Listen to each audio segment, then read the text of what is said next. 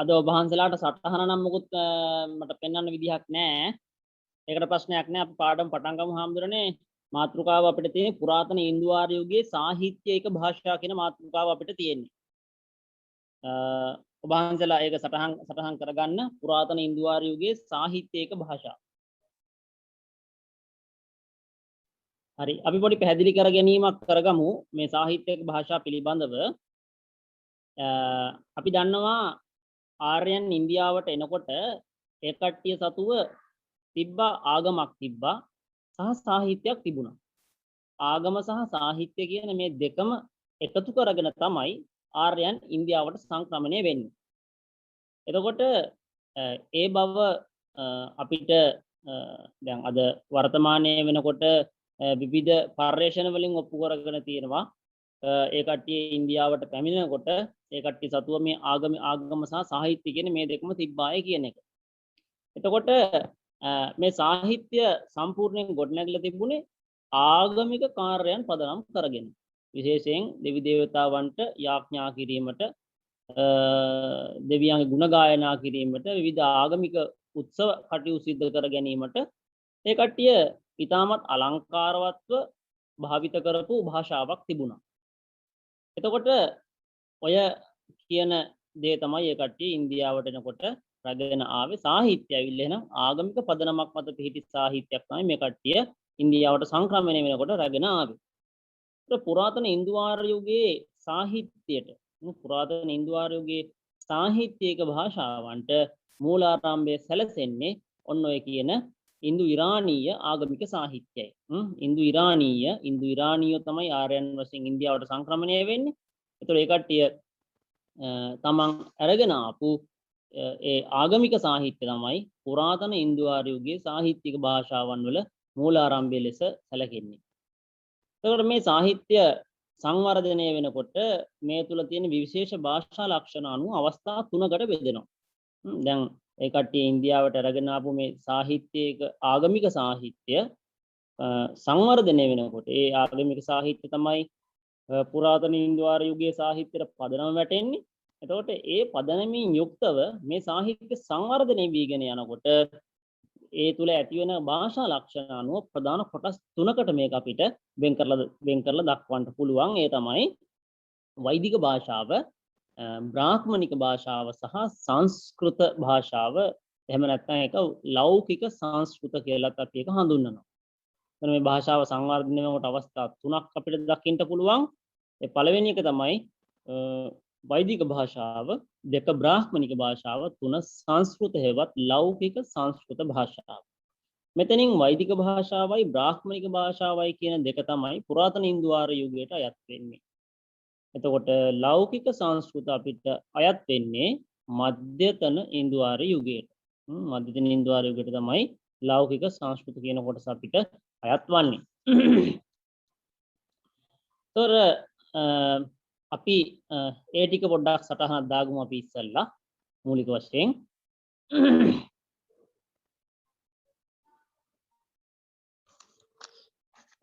මෙහෙම ලියාගන්න එක. ආර්යයන් ඉන්දියාවට ඇතුළු වන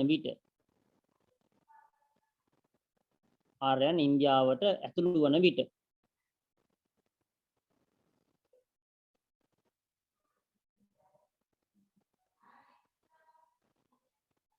ඔවුන් සතුව ආගමක් සහ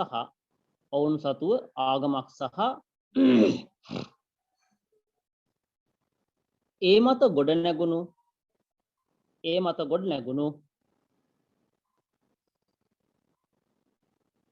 විශේෂ සාහිත්‍යයක්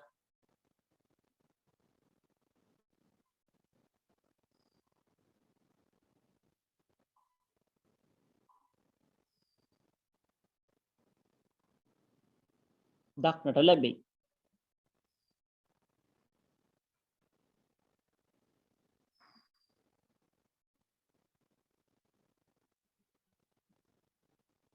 මෙම ඉන්දු ඉරානීය ආගමික සාහිත්‍යය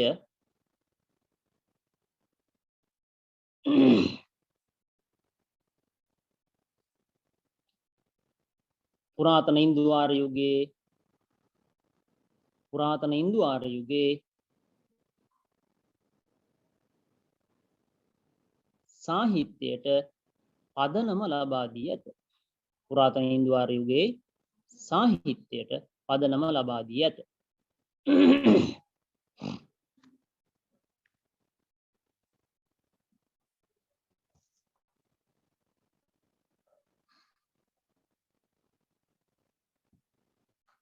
මෙම සාහිත්‍ය සංවර්ධනය වීමේදී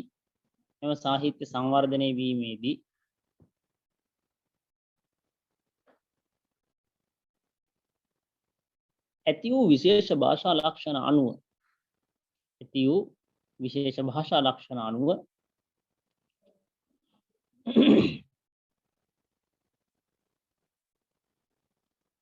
ප්‍රධාන අවස්ථා තුනකට බෙදා දැක්විය හැකියි.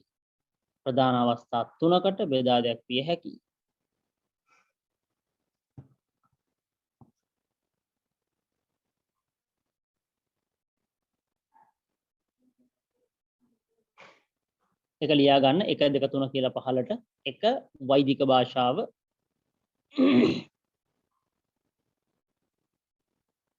2 බ්‍රාහ්මණික භාෂාව, 3 සංස්කෘත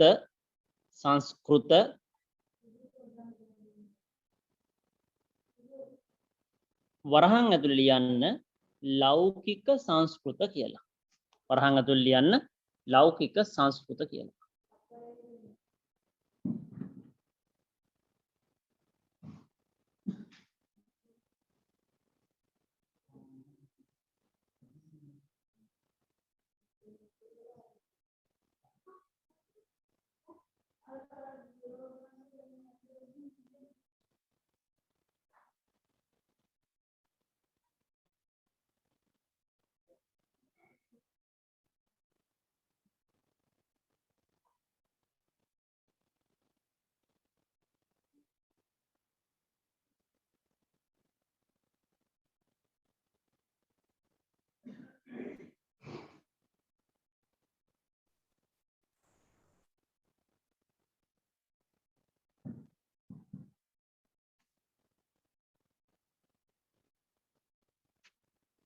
හරි. එතකොට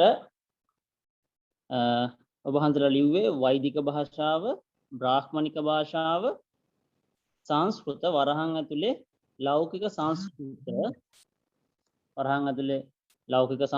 වරහන් වහලා ඉවරලා භාෂාව කියලා දාන්න. සංස්කෘත, ලෞකික සංස්කෘත, වරහන් ඇතුලේ භාෂාව කියලා අගට ලියන්න. මෙයින් පුරාතන ඉන්දු ආර්ය යුගයට අයත්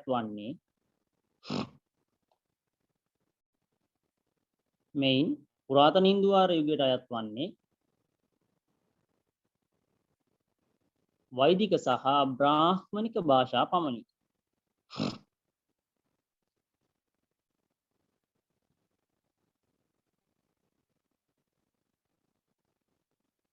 සංස්කෘත හෙවත්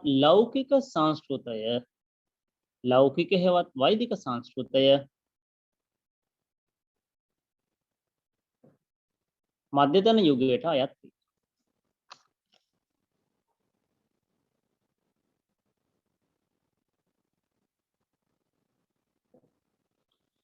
මාතෘකාව ලියා ගන්න 1 වෛදික භාෂාව.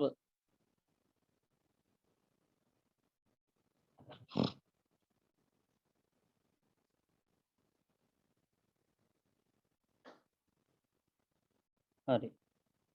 වෛදික භාෂාව කිව්වහම වෛදික භාෂාව කියන එකට අයත් වෙන කාල සීමාව වශයෙන් සාමාන්‍යයෙන් දක්වන්නේ ක්‍රිස්තු පූර්ව 15 වන සියවසේ සිට ක්‍රිස්තු පූර්ව 10 වන සියවස දක්වා වූ කාලවකවානුව තමයි වෛදික භාෂාවට සාමාන්‍යයෙන් වෙන් කරලා තියෙන්නේ. එතකොට ක්‍රිස්තු පූර්ව 10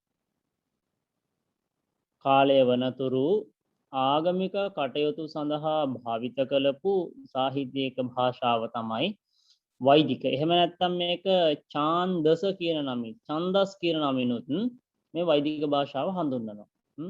මතක තියාගන්න වෛදික භාෂාව හඳුන්වන අපරනාමයක් තමයි ඡන්දස් භාෂාව. ඡන්දස් භාෂාව කියලා කියන්නේ වෛදික භාෂාව තමයි. ඔබ හන්දලට මතක නම් අර යමේලු තේලුක දෙනම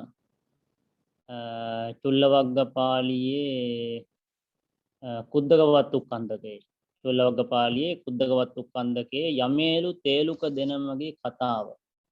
ඒ දෙනමෙල්ල බුදුහාමුදුරන්ගෙන් ඉල්ලා සිටින්නේ එක එක්කෙනා තම තමන්ගේ භාෂාවෙන් බුද්ධ ධර්මයේ දේශනා කිරීම නිසා මේ බුද්ධ ධර්මය විකෘති වෙන්න පුළුවන්. ඒක වෙනස් වෙන්න පුළුවන්. ඉතින් මේ தත්ත්වය මගහරවා ගන්නට බුදුහාමුදුරනේ අවසර දෙන්න කිව්වා. බුදුදහම මොහොකට නගන්නද? බුදුදහම මොහොකට නගන්නද අවසර ඉල්ලුවේ?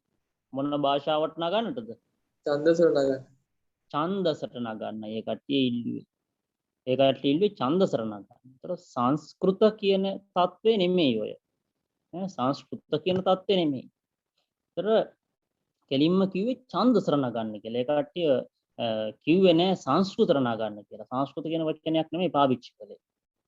එතකොට ඡන්දස කියලා කියන්නේ ඒතර පැහැදිලි කෙලින්ම මේ වෛදික භාෂාවට තමයි ඡන්දස කියලා කියන්නේ. ඡන්දස් භාෂාව කියලා කියන්නේ කෙලින්ම වෛදික භාෂාවට.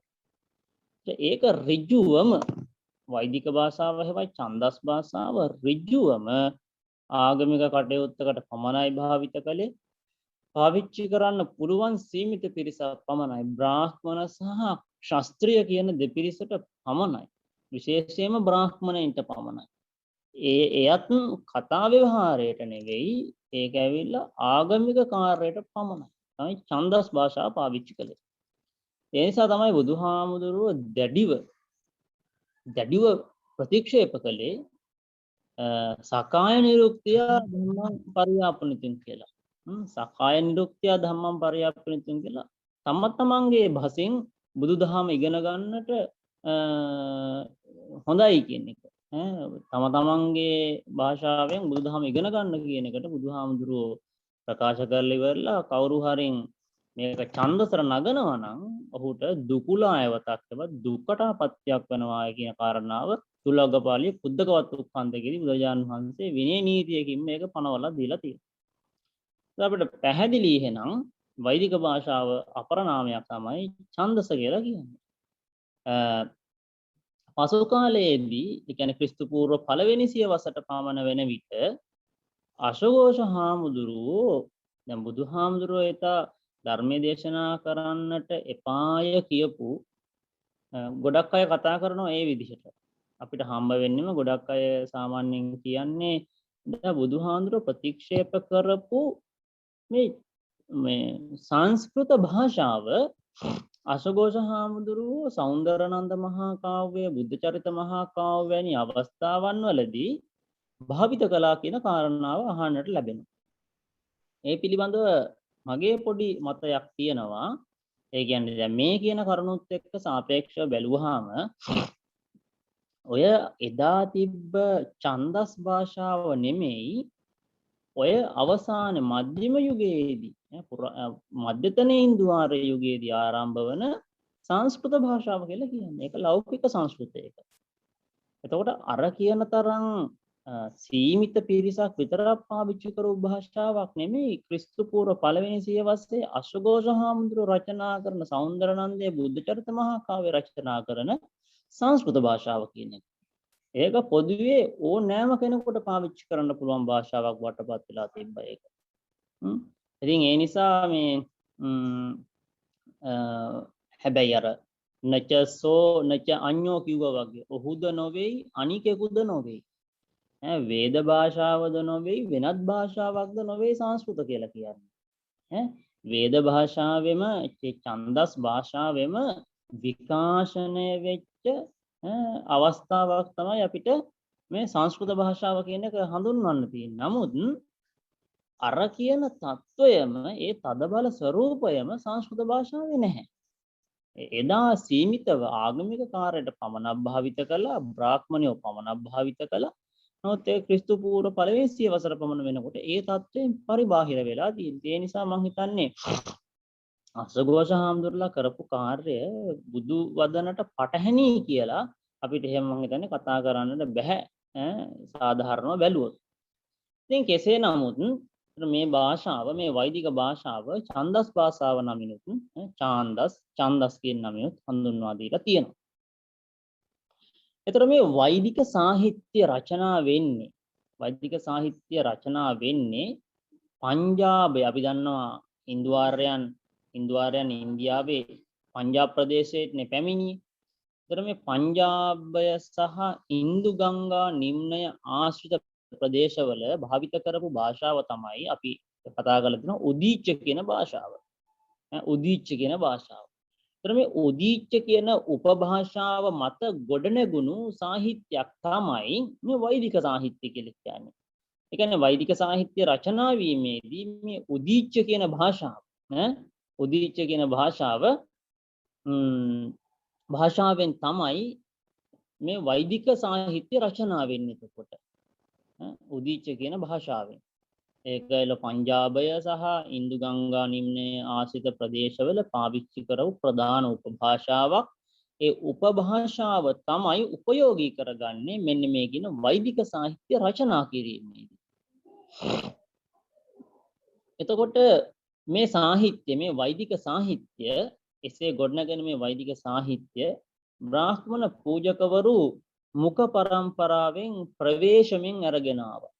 මුඛ පරම්පරාවෙන් ක්‍රිස්තු පූර්ව ඔය කියන යුගයේ ඉඳලා ඔය කියන අපි සාමාන්‍යයෙන් අපි අදහස් කරන ක්‍රිස්තු පූර්ව 15 වන සියවසේ ආර්යයන් ඉන්දියාවට ආවා කියන එක. එතන ඉඳලා ක්‍රිස්තු පූර්ව 10 වන සියවස දක්වා එහෙම නැත්නම් ක්‍රිස්තු පූර්ව 1500 සිට ක්‍රිස්තු පූර්ව 1000 දක්වා ඔය කියන කාලවකවානුව වෙනකම්ම ඒ කට්ටිය ඉතාමත්ම පරිස්සමින් ප්‍රවේශමෙන් මේ සාහිත්‍යය ආරක්ෂා කරගෙන ආවා වෙන වෙන දේවල් එකතු නොවෙන්න දීලා.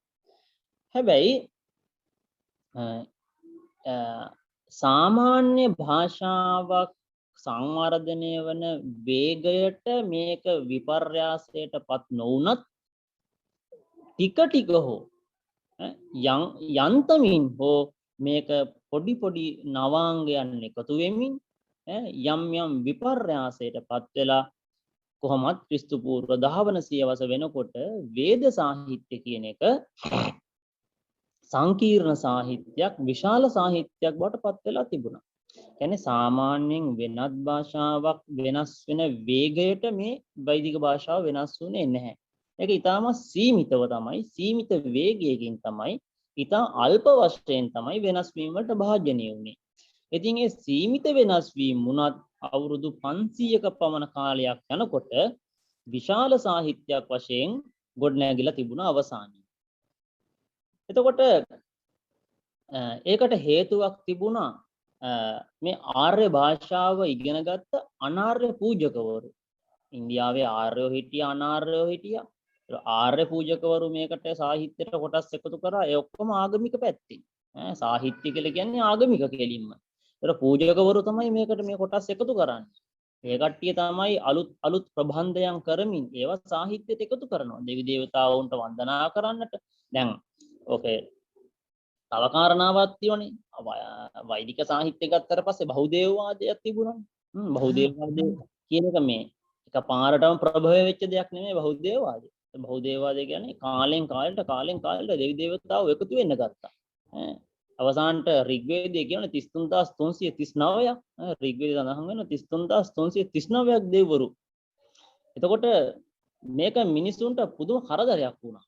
බහුදේවවාදය කියන එක මිනිසුන්ට පුදුමාකාර කරදරයක් වුණා. ඇයි යන තන දෙවිවරු, උලංග දෙවියෝ, වැස්ස දෙවියෝ, ගින්න දෙවියෝ, ජලය දෙවියෝ, ඊරසන තාරකා ග්‍රහ නක්ෂත්‍ර හැමතැනම දෙවිවරු, ගස්ගල් පර්වත දෙවිවරු.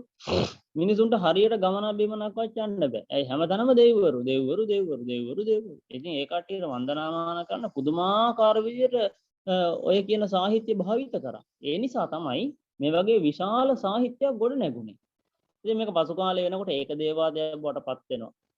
මම දැන් ඒ සම්බන්ධව අපි කතා කළ යුතු නෑ. ඒක අපි කියන්නේ කොහොමද මේ මාතෘකාව කතා කරනකොට අපිට ඔව්ව සිහියට එනවා කොහොමද? මොකද බහුදේවවාදය කියන සංකල්පය මත තමයි මේ ඍග්වේදයේ විශාල සාහිත්‍යයක් ඍග් යජුර් සාම අතර්ව කියන මේ වගේ විශාල සාහිත්‍යයක් ගොඩනගෙන කෙලින්ම ආගමික පද පරමාර්ථයක් කෙලින්ම දේවත්වය දේවාගමක් මුල් කරගෙනම තමයි මේ සාහිත්‍ය සංවර්ධනය වෙලා තියෙන්නේ.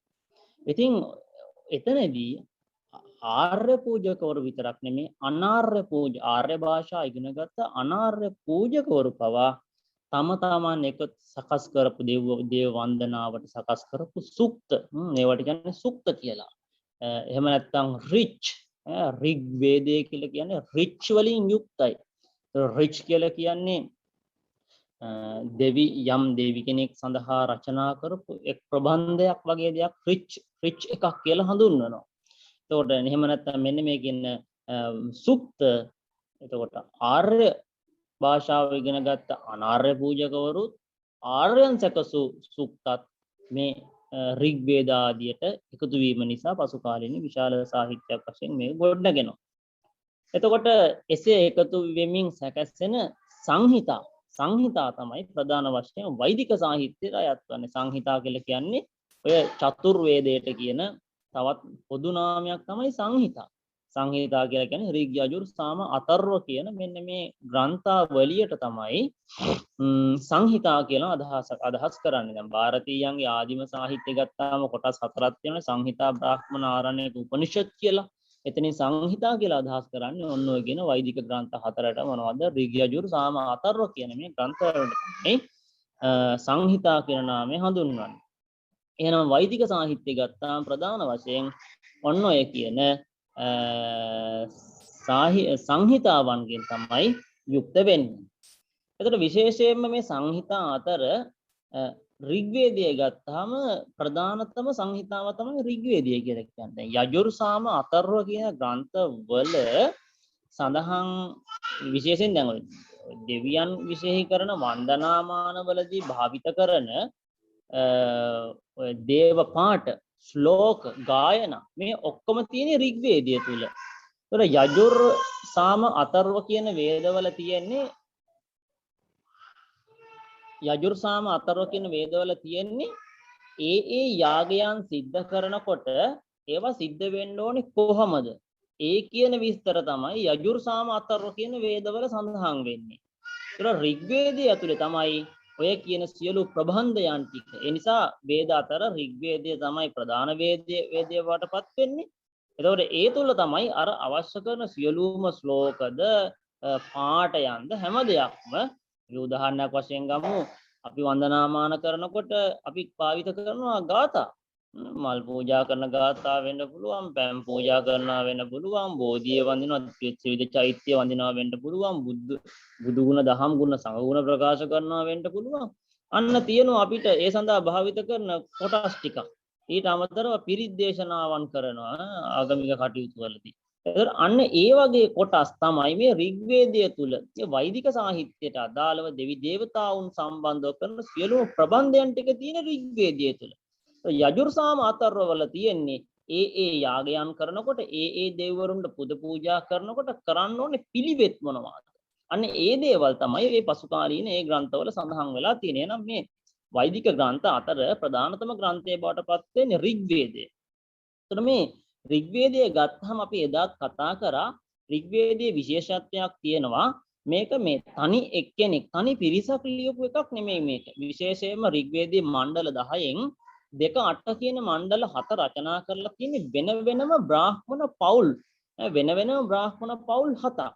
එතකොට මේ බ්‍රාහ්මණ පවුල් 7 තියෙන විශේෂත්වයක් තමයි මේ මණ්ඩල 7 දිහා දැක්කම පේනවා මොකක්ද?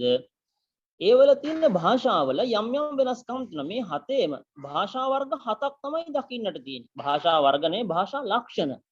ඒ කියන්නේ හැම මණ්ඩලයකටම පොදු ලක්ෂණ තියෙනවා සහ ආවේනික ලක්ෂණ තියෙනවා. පොදු ලක්ෂණ කියලා කියන්නේ මේ 7ේම තියෙන ලක්ෂණ. ඒ 7ටම පොදු ලක්ෂණ තියෙනවා. 7ට වෙන වෙනම ආවේනික ලක්ෂණ තියෙනවා. ඉතින් මෙන්න මේ කියන කාරණාවන්ගෙන් පෙනෙන දෙයක් තමයි වෛදික සාහිත්‍ය කියන එක. උද්දීච්ච භාෂාව ප්‍රධාන වශයෙන් පාවිච්චි කරගෙන රචනා වුණාට අර කියන එකල භාවිත වූ උපභාෂාවනුත් මේ සඳහා භාවිත වෙලා තියෙනවා කියන කාරණාව අපිට ඍග්වේදයෙන් ප්‍රධාන වශයෙන් දැක බලා ගන්නට පුළුවන්. ඊට පස්සේ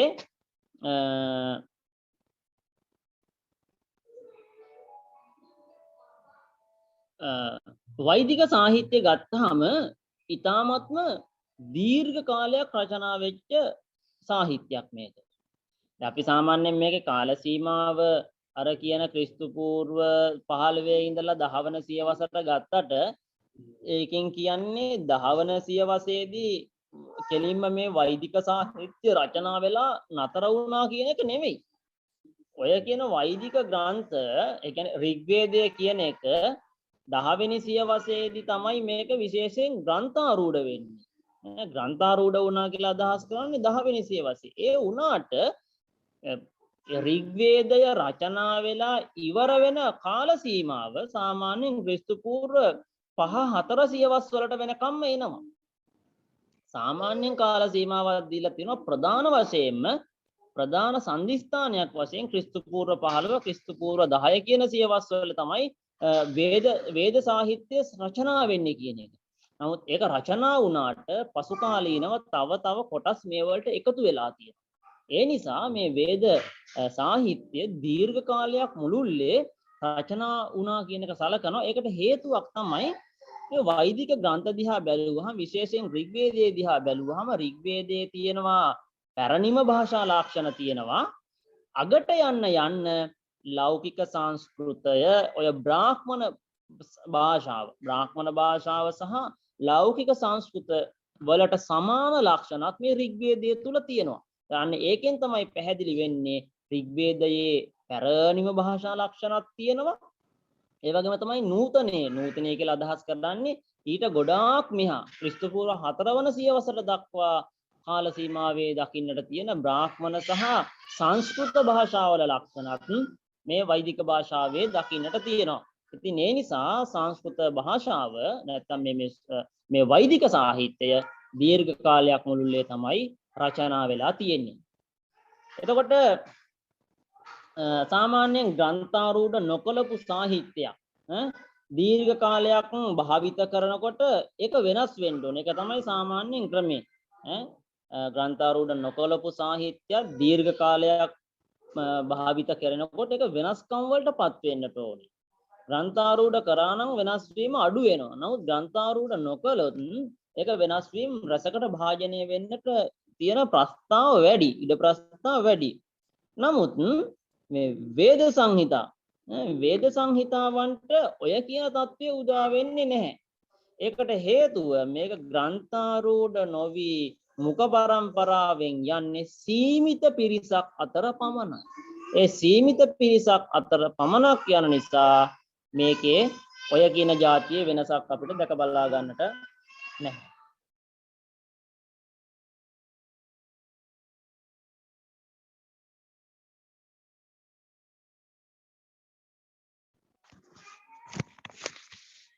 හරි.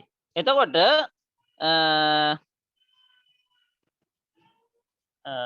ග්‍රන්ථාරූඪ නොකරපු සාහිත්‍යයක් දිගු කාලයක් යනකොට වෙනස් වෙන්න වුණාට මේ වෛදික සාහිත්‍යයට එහෙම නොවෙන්න හේතුව අපි කතා කර හිටියේ. ඒකට හේතුව තමයි එහෙනම් මේක සීමිත පිරිසක් අතර පමණක් සංසරණය වීම. එතකොට මේ ග්‍රන්ථාරූඪ කිරීම ක්‍රිස්තු වර්ෂ 10 වන සියවසේදී ක්‍රිස්තු පූර්ව 10 වන සියවසේදී පමණ වුණා කියන එක තමයි ඉන්දියානුවන් සලකන්නේ.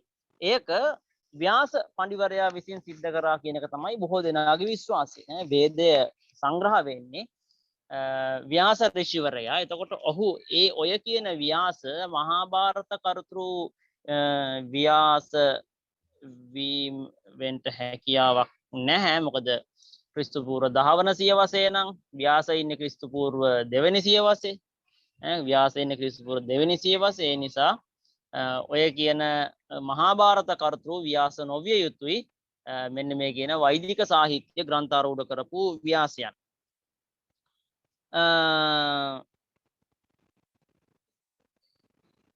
සංස්කෘත පිළිබඳව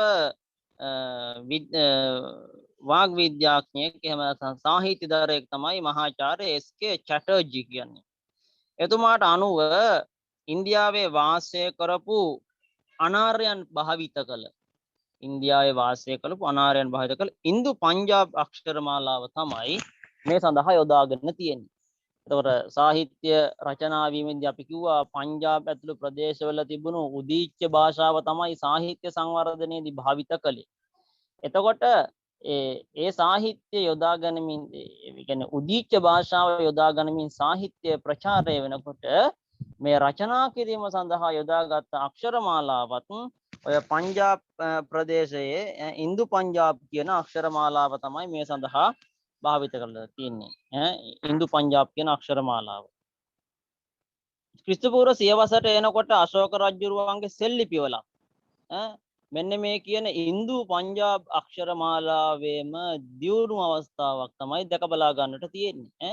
ඒ කියන්නේ ඒ කියන අක්ෂරමාලාවම තමයි එහෙනම් ඉන්දු පංජාබ් අක්ෂරමාලාව තමයි ක්‍රිස්තු පූර්ව යුගයේ ඉඳගෙන දිගටම ඒ කටයුතු වලදී විශේෂයෙන් පාවිච්චි කරලා තියෙන්නේ. හැබැයි අශෝක රජුරුවන්ගේ සෙල්ලිපි වලත් ඒ සංවර්ධනයේ අවසන් අධීරයක් වශයෙන් පෙනෙන්නේ නැහැ. ඒ කියන්නේ තව තවත් ඉදිරියට සංවර්ධනය වෙමින් ගිය භාෂාවක් තමයි මේ ඉන්දු පංජාබ් කියන භාෂාව. ඉන්දු පංජාබ් අක්ෂරමාලාව. එතකොට මෙහෙම බැලුවාම ලේඛන ගත කිරීමෙන් පසු ඔය කියන ක්‍රිස්තු පූර්ව 10 වන සියවසේ නම් මේ වෛදික සාහිත්‍ය ග්‍රන්ථාරූඪ කළේ ලේඛනගත කළේ. එහෙනම් අද වන විට වසර 3000ක් නොවෙනස්ව පවතින සාහිත්‍යයක් මේ වෛදික සාහිත්‍යයට තියෙනවා. එහෙනම් ආර්යයන් ඉන්දියාවට ගෙනා මේ භාෂාව සාහිත්‍ය ආර්යයන් ඉන්දියාවට එනකොට අරගෙන ආපු භාෂාව හා මේ සාහිත්‍ය කියන මේ දෙක ඉන්දු යුරෝපීය මූල භාෂාවේ පටන් පාරම්පරිකව පැවතෙන දෙයක්. ඉන්දු යුරෝපීය මූල භාෂාවේ ඉඳලා ඒ කියන්නේ මේ කට්ටියගේ පරම්පරාවේ මුල් පුරුකේ ඉඳලම ඉදිරියට ගෙන ආපු දෙයක් තමයි ආර්යයන් ඉන්දියාවට එනකොට අරගෙන ආවේ. එහෙනම් මේක බැලුවහම මේ කට්ටියගේ ජාතික උරුමයක් මේක. ඒ නිසා මේ අය ගොඩාක් උත්සාහ කරා ඒක ජාතික උරුමයක් ලෙස නොවෙනස්ව ආරක්ෂා කරගෙන යන්න ඉදිරියට. මොකද ඒක ඉන්දු යුරෝපීය මූල භාෂාවේ ඉඳලම මේ කට්ටිය රැගෙන ආපු දෙයක්. ඉතින් ඒ උත්සාහය කරලා අවසාන වශයෙන් ඒ කට්ටිය මේක ග්‍රන්ථාරූඪ කරලා ක්‍රිස්තු පූර්ව 10 වන සියවසේදී ග්‍රන්ථාරූඪ කිරීමෙන් ලේඛනගත කිරීමෙන් බලාපොරොත්තු වුණේ ඔන්න ඔය කියන නොවෙනස් වීම ඉදිරියටම එක විදිහටම පවත්වාගෙන යාම තමයි ඒ කට්ටියකින් බලාපොරොත්තු වෙලා තියෙන්නේ. ඊළඟ කාරණාව මේ වෛදික භාෂාව කියන එක ඉන්දියාවේ පඬිවරුන්ට පමණක් සීමා වෙච්ච නිසා මේක මුඛ පරම්පරාවෙන් යෑමේදී ඇති වෙන වෙනස්කම් ගොඩාක් අඩු වුණා. අපි ඒ කතාව පෙරදී සිහිපත් කරා. ඒතර මේක මුඛ පරම්පරාවෙන් යන භාෂාවක් සාමාන්‍යයෙන් වෙනස් වීමට ලක් වෙන්න ඕනේ. නමුත් සංස්කෘත භාෂාවට එහෙම වුණේ නැහැ. ඒකට හේතුවක් තමයි ඉන්දියානු බ්‍රාහ්මණ පඬිවරු පමණයි මේ භාෂාව මුඛ පරම්පරාවෙන් අරන් ගියේ සීමිත පිරිසක් විතරයි. ඒ නිසා මේක වෙනස්කම් වලට භාජනය වුණේ. අනිත් එක ඒ කට්ටියට තිබු ලොකුම අවශ්‍යතාවය තමයි ඒ කට්ටියගේ ජාතික උරුමයක් වශයෙන් මේක නොවෙනස්ව ඉදිරියට පවත්වාගෙන යන්න ඕනේ කියන කාරණාව. ඒ නිසා ග්‍රන්ථ තත්වයෙන් තිබුණු වෛදික භාෂාවෙත් සාමාන්‍ය ව්‍යවහාරයේ ලොකු වෙනසක් දැක බලා ගන්නට තිබුණා. දැන් ඒ කට්ටිය එදා සාහිත්‍ය රචනයට ආගමික සාහිත්‍ය රචනයට පමණක් වෛදික භාෂාව පාවිච්චි කරනකොට ඒතර එහෙනම් ඒ කට්ටිය කතා නොකර හිටියා නෙමෙයි. මේ කට්ටිය සාමාන්‍ය ජන ජීවිතයේදී මොකක් හරි පාවිච්චි කරන්න ඕන භාෂාවක්. ඉතින් මෙන්න මේ කියන වෛදික සාහිත්‍ය ග්‍රන්ථ රචනා කරව භාෂාවෙත් සාමාන්‍ය ජන ජීවිතයේ කට්ටිය කතා කරව භාෂාවේ සැලකිය යුතු වෙනසක් අනිවාර්යෙන් ඒ කාලේ තිබිලා තියෙනවා. එතකොට මේ ග්‍රන්ථ භාෂාව කියන එක ඒ වුණාට එතකොට මේ කට්ටිය ග්‍රන්ථ භාෂාව ওই විදිහට ආරක්ෂා කරගෙන තිබුණාට මේක පෙරදිකට පැතිර යනකොට කතා ව්‍යවහාරයට සමාන සාහිත්‍යයක භාෂාවක් බවට මේක පත් වෙලා තියෙනවා. මේ කට්ටිය කොච්චර ඒ කියන්නේ කොපමණ උත්සාහ කරත් සාහිත්‍යයක භාෂාව ග්‍රන්ථ භාෂාව ආරක්ෂා කරගෙන යන්නට නමුත් ඒවා කාලය දීර්ඝ කාලයක් යනකොට පොඩි වෙනස්කම් වලට ලක් වෙලා පසු කාලීන වෙනකොට ලොකු බලපෑමකට ලක් වීමට මේ සාහිත්‍යික භාෂාවට ග්‍රන්ථ භාෂාවට සිද්ධ වෙලා තියෙනවා. ඉතින් ඒකේ ප්‍රධාන සාධකයක් තමයි ආර්යයන් පෙරදිගට සංක්‍රමණය වෙනකොට කතා ව්‍යවහාරයට සමානවම සාහිත්‍යික භාෂාවක් ඉබේම සකස් වෙනවා. මොකද අර වෛදික සාහිත්‍යය ආගමික කටයුතු සඳහා පමණයි ඒකාය හොල්ලන්න කරන්න කිසි දෙයක් වෙනස් කරන්න සංවර්ධනයක් කරන්න එකතු කරන්න මොකුත් කරන්න බෑ ඒකට. ඒ නිසා සාමාන්‍ය ජනතාවගේ දැඩි බල අවශ්‍යතාවයක ප්‍රතිඵලයක් වශයෙන් පෙරදිගට සංක්‍රමණය වෙනකොට ආර්යයන් අර ඒ කට්ටිය කතා කරපු භාෂාවට සමගාමීව සාහිත්‍ය භාෂාවක් සකස් වෙනවා. ඔන්න ඕක තමයි බ්‍රාහ්මණ සාහිත්‍ය කියලා ඊළඟට ආරම්භ වෙන භාෂාව. බ්‍රාහ්මණ භාෂාව කියලා ආරම්භ වෙන්නේ ඔන්න ඔය කියන අවස්ථාවයි. මොකද අර කියන භාෂාව ඒ කියන්නේ සාහිත්‍යයක් කියලා ඒ කට්ටියට පාවිච්චි කරන්න තිබ්බේ ආගමික සාහිත්‍ය විතරයි. වෙන සාහිත්‍ය ඒ ආගමික සාහිත්‍යයෙන් පරිබාහිර වෙන කිසිම දෙයක් ඒ කට්ටියට පාවිච්චි කරන්න බෑ. ඒ නිසා සාමාන්‍ය ජනතාව අතර හිටිය උගතුන්ට සාමාන්‍ය උගතුන්ට තම තමන්ගේ සාහිත්‍යාත්මක අදහස් තම තමන්ගේ නිර්මාණයන් ප්‍රකට කරන්නට ඉදිරිපත් කරන්නට ඒ කට්ටියට අවස්ථාවක් නැහැ. මොකද ඒ සඳහා භාෂාවක් නැහැ. ඒ නිසා ඉබේම වාගේ කතා කරන භාෂාවට සමගාමීව සාහිත්‍ය භාෂාවක් ගොඩ නැගෙනවා. ඒ භාෂාව තමයි ඔය දෙවෙනි අදිය යටතේ සංවර්ධනය වන බ්‍රාහ්මණ භාෂාව කියලා කියන්නේ. ඉතින් ඔන්න ওই විදිහට තමයි වෛදික භාෂාව බ්‍රාහ්මණ සාහිත්‍ය වෛදික භාෂාව බ්‍රාහ්මණ භාෂාව බවට වෙනස් වීමට ප්‍රධාන සාධකය වෙන්නේ ඔන්න ඔක. ඒ කියන්නේ එතනින් වෛදික භාෂාව ඉවර වෙනවා කියන එක නෙවෙයි වෛදික භාෂාව තියෙද්දිම බ්‍රාහ්මණ භාෂාව ආරම්භ වෙනවා. ඊට පස්සේ එතන ඉඳලා වෛදිකයි බ්‍රාහ්මණයි දෙකම තමයි ඉදිරියට ගමන් කරගෙන යන්නේ. හොඳයි. ඔබ හන්දලාට පැහැදිලිද මම කියපු කාරණු ටික? පැහැදිලි සර්. අපි යන හන්දනේ සටහන දාගමු අපි එතන ඉඳලා.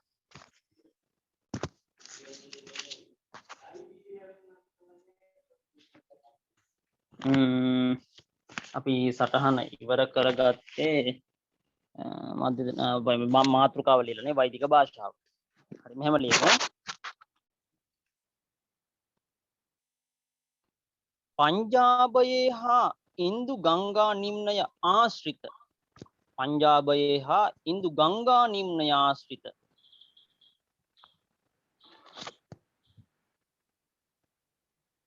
පංජාබයේ හා ඉන්දු ගංගා නිම්නය ආශ්‍රිත ප්‍රදේශවල භාවිත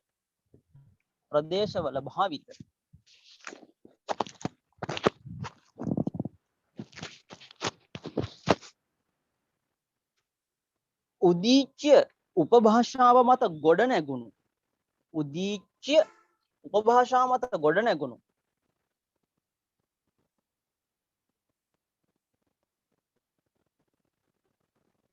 සාහිත්‍යයක භාෂාව වෛදික ලෙස හඳුන්වයි. සාහිත්‍යයක භාෂාව වෛදික ලෙස හඳුන්වයි.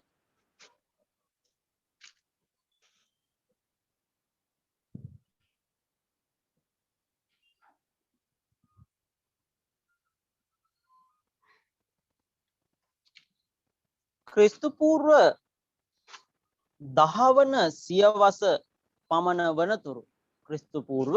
10 වන සියවස පමණ වනතුරු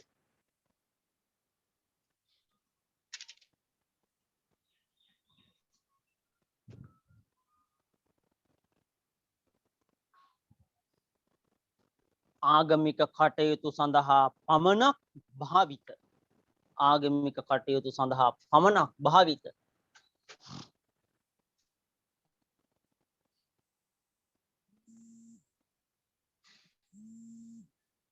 මෙම සාහිත්‍යයික භාෂාව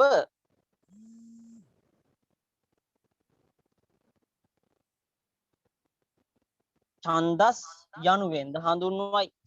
ඡන්දස් භාෂාව යනුවෙන්ද හඳුන්වයි.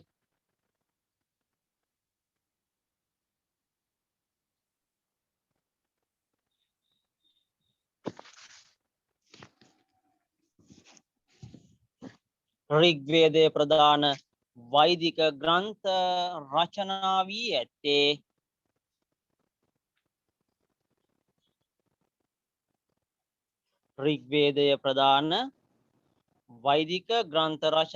ඇත්තේ මෙම සාහිත්‍ය යටතේය.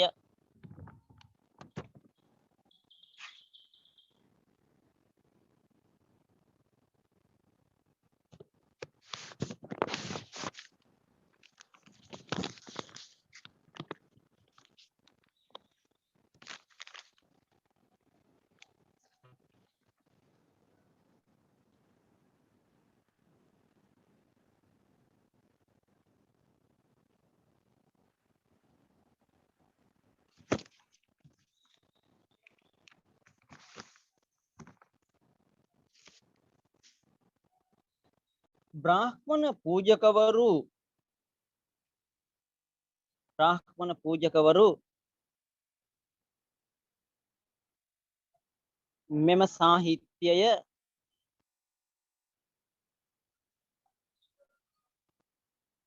මුඛ පරම්පරාවෙන් ඉතා ප්‍රවේශමෙන්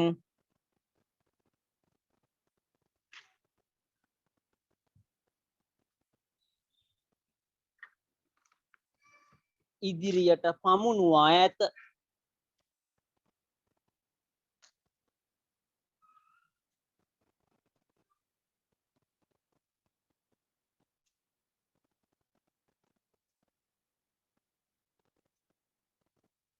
කෙමෙන් කෙමෙන් නවාන්ගයන් එකතු වන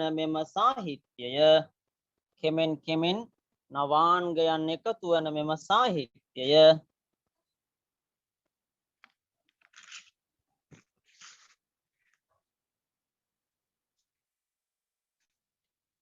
කල්යෑමේදී විශාල සාහිත්‍යයක් බවට පත්වෙයි.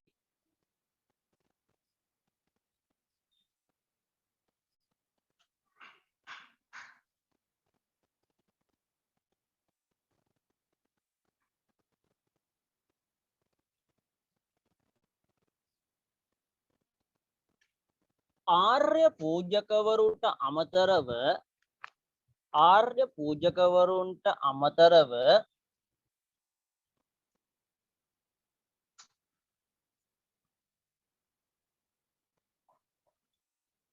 ආර්ය භාෂාව උගත් අනාර්ය පූජකවරුද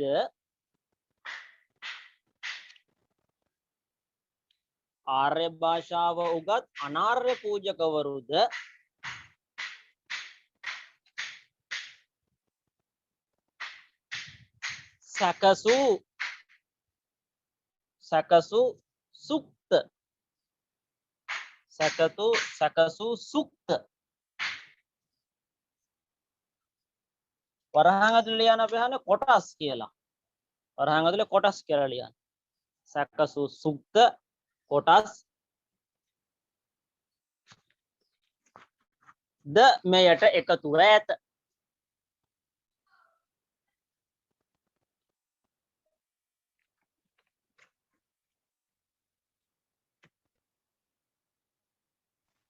සර් ඔව් කියන්න. සර් මේ සූක් කියන එක පොත්වල එහෙම නේ සූක් කියලානේ. ඔව් හඳුන්නේ. ඔක සුක්ත සූක්ත දෙවිදිහටම කියවෙනවා ඕක.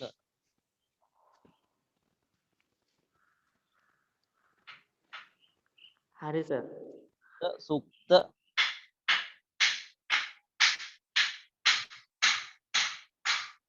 මෙම වෛදික සාහිත්‍ය රචනා වන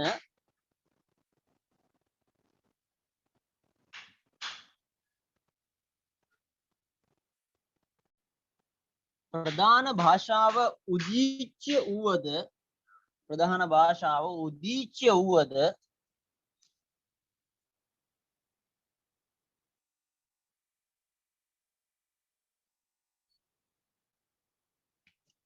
එකල භාවිත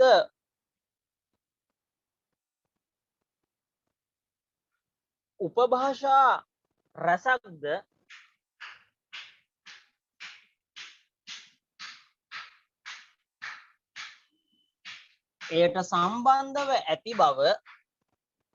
එයට සම්බන්ධව ඇති බව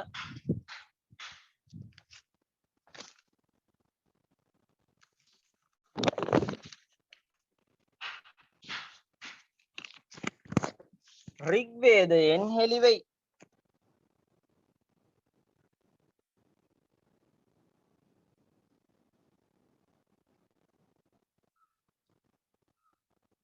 ඍග්වේදයේ 2.8 යන මණ්ඩල 2.8 යන මණ්ඩල 7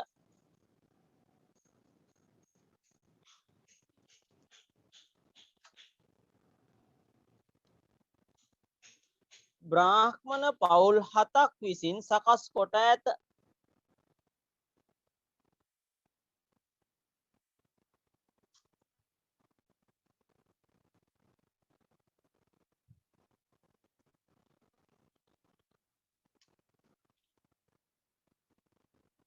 ඒ තුල පොදු භාෂා ලක්ෂණ සහ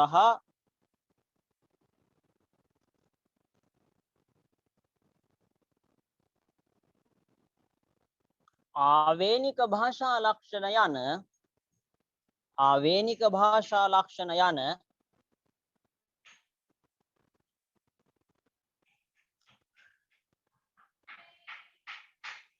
දෙවර්ගයම ඇතුළත් වේ.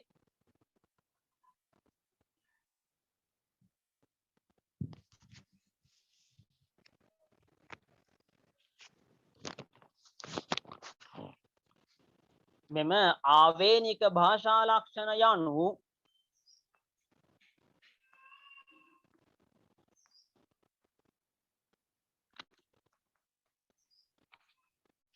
උපභාෂා ලක්ෂණයි.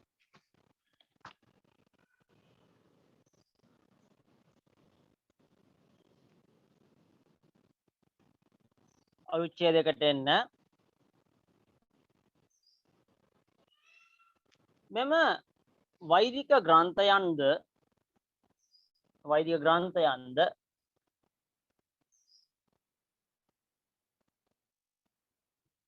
දීර්ඝ කාලයක් මුළුල්ලේ සකස් වී ඇත.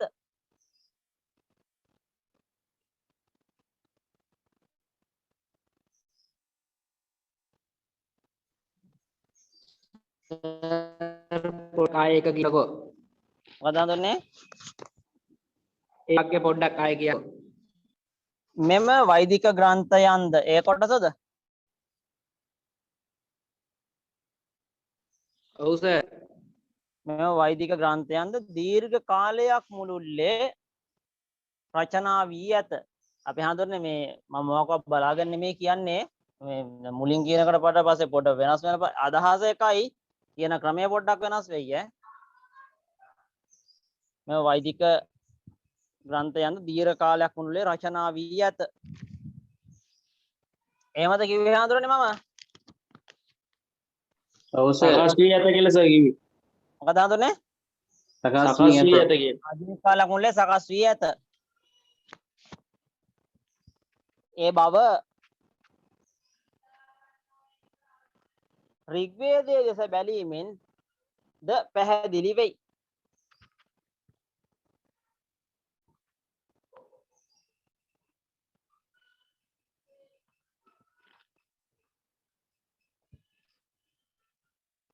සමහර වේද ග්‍රන්ථවල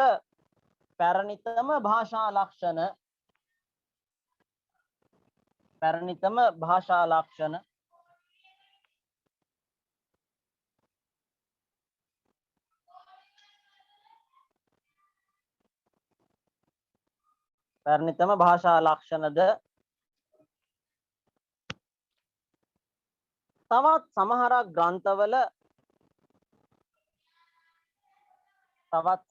ග්‍රන්ථවල බ්‍රාහ්මණ හා ලෞකික සංස්කෘත භාෂාවන්ට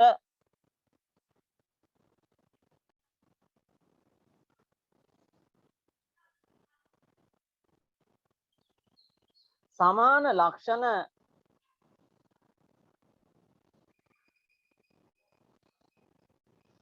දිස්වීමෙන් ඒ බව පැහැදිලි වෙයි.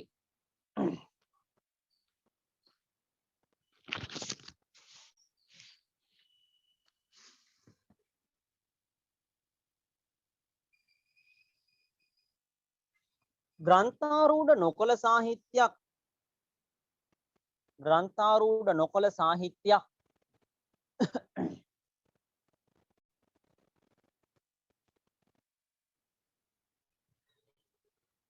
දීර්ඝ කාලයක් භාවිත කරන විට වෙනස් විය යුතුය.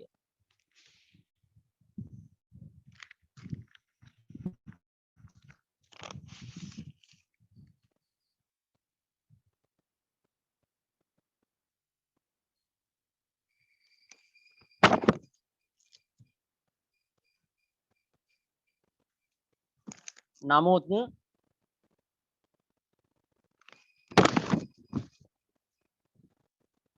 වෛදික සාහිත්‍යයට එම බලපෑම සිදු වී නොමැත.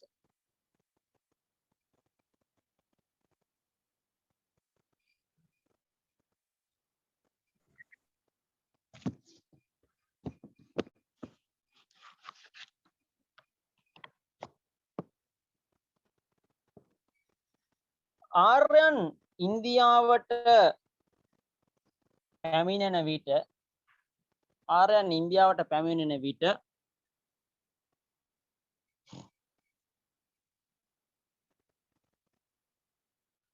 රැගෙන ආ භාෂාව හා සාහිත්‍යය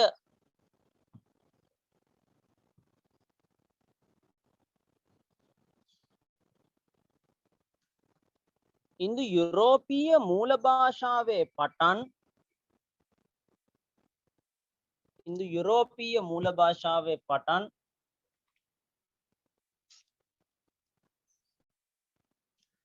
පාරම්පරිකව පැවත එන්නකි.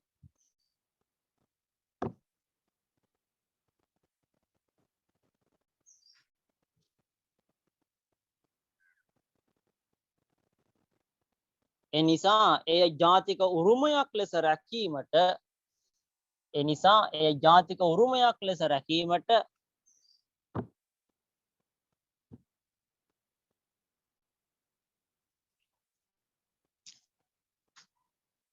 ඔවුන් උත්සාහ ගෙන ඇත.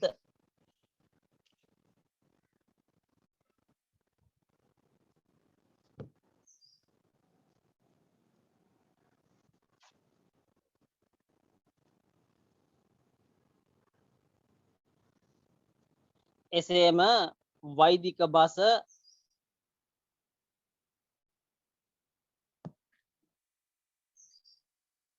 වෛදික පඬිවරුන්ට පමණක් සීමා වූ නිසා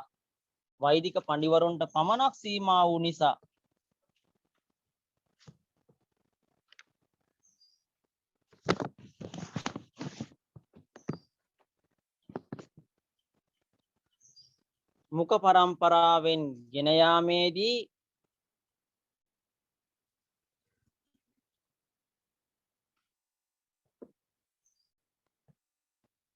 සිදුවන වෙනස්කම්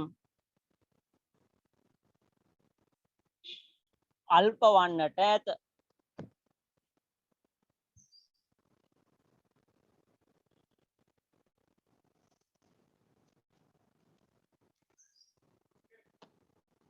මෙම සාධකයන්ට අනුව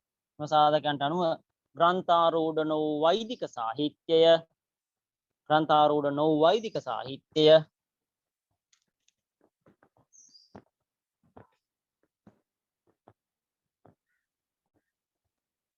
විපර්යාසයන්ට බඳු නොවී ඉදිරියට ගමන් කොට ඇත.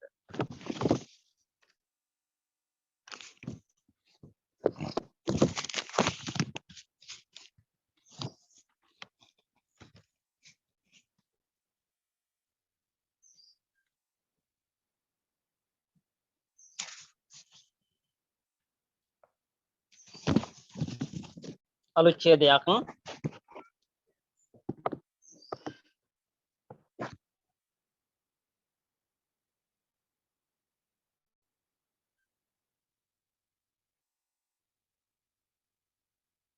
භාෂා මූලධර්ම හොඳින් ආරක්ෂා වුවත්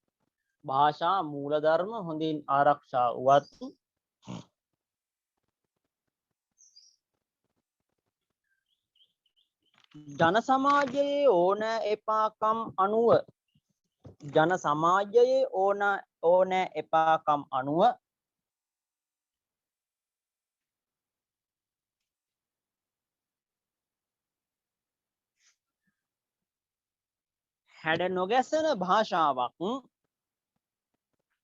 හැඩ නොගැසෙන භාෂාවක්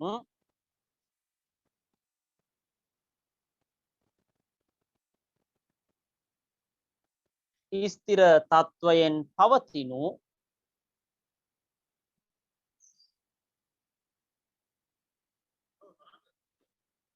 ස්ථිර තත්වයෙන් පවතිනු දැකිය නොහැකිය.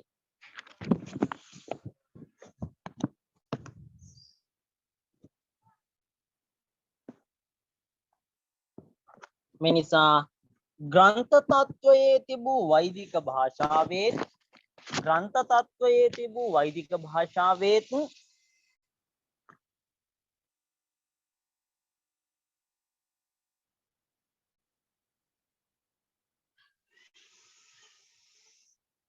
सामान्य व्यवहारे පැවති වෛදික භාෂාවෙත් सामान्य व्यवहारे පැවති वैदिक भाषावेත්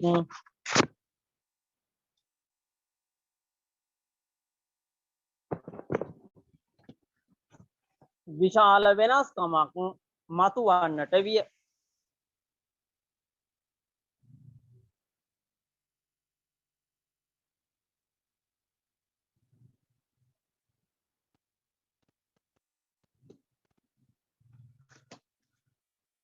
නමුත් ග්‍රන්ථ භාෂාවත්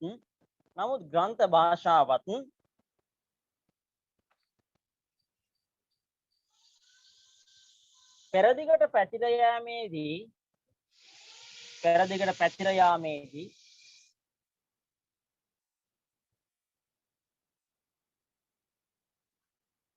කතා ව්‍යවහාරයට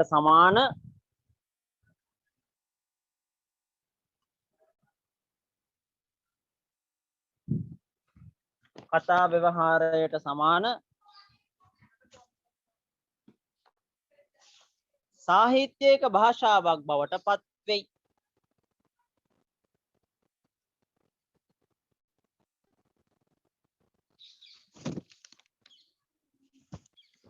බ්‍රාහ්මණික භාෂාව හෙවත්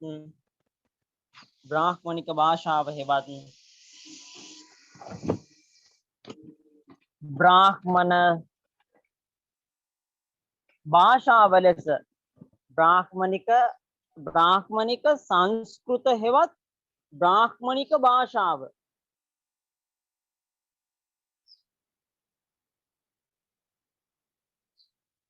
ලෙස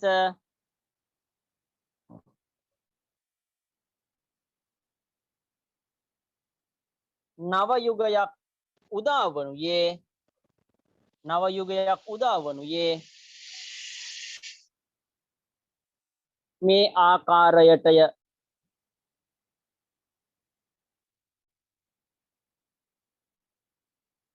මෙය පශ්චාත් වෛදික භාෂාව ලෙසද හඳුන්වයි.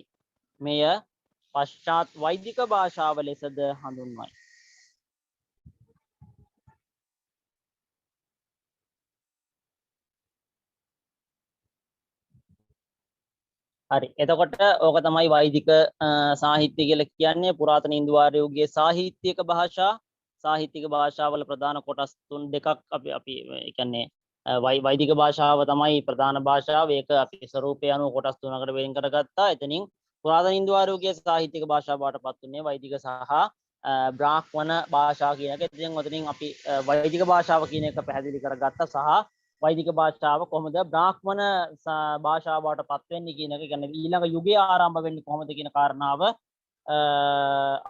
අපි ඒ දක්වා මේ කතා කරගෙන ආවා. ඊළඟ මාතෘකාව ලියලා තියාගන්න අංක 2 බ්‍රාහ්මණ භාෂාව කියලා. බ්‍රාහ්මණ භාෂාව කියලා මාතෘකාව ලියලා තියාගන්න. ඉතින් අපි මෙතෙක් වෙලා කතා කරපු ටිකේ සාරාංශයක් වශයෙන් ගත්තොත් පුරාතන ඉන්දු ආර්ය යුගයේ සාහිත්‍යක භාෂා, ඒ සාහිත්‍යක භාෂාව කියන එක ආරම්භ වුණේ ඉන්දු ආර්යයන් ඉන්දියාවට එනකොට රැගෙන ආපු ආගම සහ සාහිත්‍ය කටිය රැගෙන ආව ආගමක් සහ සාහිත්‍යයක්, ඒ දෙක මත පදනම් වෙමින් තමයි පුරාතන ඉන්දු ආර්ය යුගයේ සාහිත්‍යක භාෂාව කියන එක ආරම්භ වෙන්නේ. ඒතර ඒ සාහිත්‍යක භාෂාව සඳහා විශේෂයෙන්ම මේ කට්ටිය මාධ්‍ය වශයෙන් පාවිච්චි කරන දෙන උද්දීච්ච කියන භාෂාව මේ සඳහා පාවිච්චි කරා. ඒතර ඉන්දු පංජාබ් අක්ෂර මාලාව තමයි මේ සඳහා ඒ කට්ටිය ලිවීමේදී පාවිච්චි කරලා තිබෙන්නේ. ඒතර වෛදික සාහිත්‍ය විශේෂයෙන් ආගමික පරමාර්ථයකින් පමණක් භාවිත වීමේ ප්‍රතිඵලයක් නිසා. එතකොට ඒ කට්ටියට විශේෂ අවශ්‍යතාවයක් තිබුණා මේක නොවෙනස්ව ආරක්ෂා කරගෙන යන්න. මොකද ඉන්දු යුරෝපීය මූල භාෂාවේ ඉඳලම තමයි මේ භාෂාව හා සාහිත්‍ය මේ කට්ටිය රැගෙන ආවේ ඒ කට්ටියගේ ජාතික උරුමයක් වශයෙන්. ඒ නිසා ඉන්දියානු පඬිවරු ඒක නොවෙනස්ව මුඛ පරම්පරාවෙන් රැගෙන ආවත් නොවෙනස් වේක රැගෙන එන්ට ඒකට හැකියාව ලැබුණා. සාමාන්‍යයෙන් මුඛ පරම්පරාවේ ග්‍රන්ථාරූඪ නොවෙච්ච භාෂාවක් මුඛ පරම්පරාවෙන් එනකොට විශාල විපර්යාසයන්ට ලක් වෙන්නට ඕනේ. නමුත් වෛදික භාෂාවට එහෙම වෙන්නේ නැහැ. නොවෙන්න හේතුව තමයි ඒකට තිබුණු අවශ්‍යතාවය සහ විශේෂයෙන් ඉන්දියානු පඬිවරු පමණක් මේ භාෂාව භාවිත කිරීම නිසා. නමුත් අවසාන අධීරයට ඒ කියන්නේ විශේෂයෙන් ඉන්දියාවේ බැලුවාම දැන් වෛදික සාහිත්‍ය රචනා වෙච්ච භාෂා බැලුවහම භාෂා කීපයක්ම මේ තුළ අන්තර්ගත වෙලා තියෙනවා. උදීච්ච භාෂාවට අමතරව විශේෂයෙන් අපි ඍග්වේදයේ අර මණ්ඩල 7 ගැන කතා කරනකොට ඒවල තියෙනවා පොදු ලක්ෂණ සහ ආවේනික ලක්ෂණ කියලා. ආවේනික ලක්ෂණ කියලා කියන්නේ උපභාෂා ලක්ෂණ වලටයි. ඒ නිසා භාෂා කීපයකින්ම මේ වෛදික සාහිත්‍ය රචනා වෙලා තියෙනවා උදීච්ච භාෂාවට අමතරව. සාමාන්‍යයෙන් කතා ව්‍යවහාරයේ තියෙන භාෂාවක් සහ ග්‍රන්ථකරණයට පමණක් සීමා වෙච්ච භාෂා ගත්තහම ග්‍රන්ථකරණයට සීමා වෙච්ච භාෂා ඒ තරම් දියුණු තත්යකට පත් වෙන්නේ යන්නේ නැහැ. මොකද සාමාන්‍ය ජනතාවගේ ව්‍යවහාරයට සරිලන විදිහට සකස් වෙච්ච භාෂාවක් තමයි සාමාන්‍යයෙන් දියුණු වෙන්නේ. ඉතින් ඔන්න ඔය කියන කාරණාව නිසා වෛදික සාහිත්‍යයත් වෛදික භාෂාවත් වැඩි කල යන්නට පෙර සාමාන්‍ය ජනතාවගේ අවශ්‍යතා ඉටු වෙන ඒ කට්ටිය පාවිච්චි කරපු සාමාන්‍ය වෛදික භාෂාව මිනිස්සු සාහිත්‍ය කටයුතු සඳහා භාවිත කරන්නට උත්සාහ කළා. මොකද අර කියන සාහිත්‍යික භාෂාව තමන්ගේ සාහිත්‍ය කටයුතු සඳහා පාවිච්චි කරන්නට අවස්ථාවක් නැති නිසා. එහි ප්‍රතිඵලයක් වශයෙන් තමයි දෙවෙනි අධීර වශයෙන් බ්‍රාහ්මණ භාෂාව, බ්‍රාහ්මණ සාහිත්‍ය, බ්‍රාහ්මණ සංස්කෘත එහෙම නැත්නම් පශ්චාත් වෛදික භාෂාව කියන මේ භාෂා යුගය ආරම්භ වෙන්නේ ඔන්න ඔය කියන පදනම මතයි. එහෙනම් අදට අපි පාඩම මෙතනින් නතර කරනවා. ලබන සතියේ අපි බ්‍රාහ්මණ භාෂාව පිළිබඳව කතා බස් කරමු.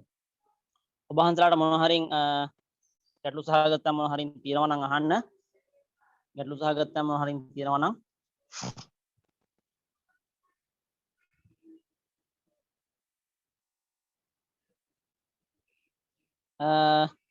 හොඳයි. එහෙම නැත්නම් අපි නතර වෙමු. එහෙනම් සියලු දෙනාටම තෙරුවන් සරණයි. අපි ලබන සතියේ මුණ ගැහෙමු එනම්.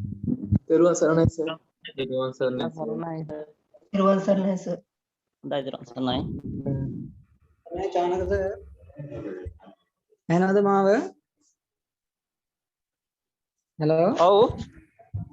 ඔව් කියන්න. බාසුවක සමාන. ඔව් කියන්න. අමරු. හෙලෝ.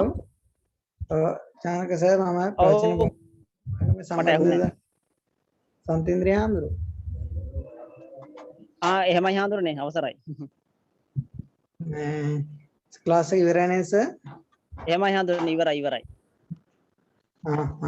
එහෙනම් අපේ හඳුරන හැමදෙනාමත් විශේෂයෙන් ශික්ෂණ හැමදෙනාමත් අපි අපේ චානක සර්ට අපි පුණ්‍යානුමෝදනා සිද්ධ කරමු. එතුමාණන් ප්‍රාචීන භාෂ්පක සමාගම වෙනුවෙන් ඔබ වහන්සේලා වෙනුවෙන් මේ අවසාන ප්‍රාචීන භාෂ්පක සමාගමේ පාංචිල පඬිතු විභාගයේ ඒ අවශ්‍ය ප්‍රශ්න පත්‍රය සාකච්ඡා කරගන්න. එමෙතන විෂය නිර්දේශ සිද්ධ කරන්න අපිට ලබා දුන් සහයෝගය ගැන පුණ්‍යානුමෝදනා සිද්ධ කරන්න ඕනි.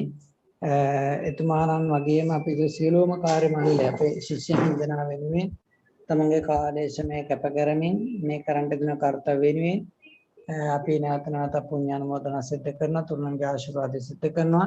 අද දවසේ අපේ හැමදෙනා වෙනුවෙන් අපේ හාමුදුරන් වහන්සේලා ඒ වගේම ගිහි දරුවන් ඒ වගේම අනෙකුත් මෙහෙණින් වහන්සේලා සෑම දෙනා වෙනුවෙන් අද දවසේ මේ දේශනය සිද්ධ කරන්නට යෙදුනේ අපේ චානක මහත්මාණන් එතුමාණන් පිරිවෙන් ශාස්ත්‍රය තුල අපේ පොඩි හාමුදුරන් වහන්සේලාට බොහෝ සෙයින් කුළුපගව අධ්‍යාපනය ලබා දෙන ගුරුතුමෙක්. ඉතින් එතුමාණන්ට අපි තුන්වන්ගේ ආශිර්වාදය සිදු කරනවා. කල්තර උතුර සිල් සරණංකර පිරිවෙනේ ආචාර්ය රාජකීය පඬිත ශාස්ත්‍රපති චානක මුවන් පිටිකුමර මහතා දේශන ඉස්ත කරේ. එතුමාණන්ට ප්‍රාචීන භාෂික සමාගමේ සීලම දෙනාගේ විශේෂයෙන් අපේ රතන්සාර පඬිත හාමුදුරන් වහන්සේට හැම දෙනාගේම ශිෂ්‍ය හැම දෙනාගේම පුණ්‍යානුමෝදනා සිද්ධ කරනවා.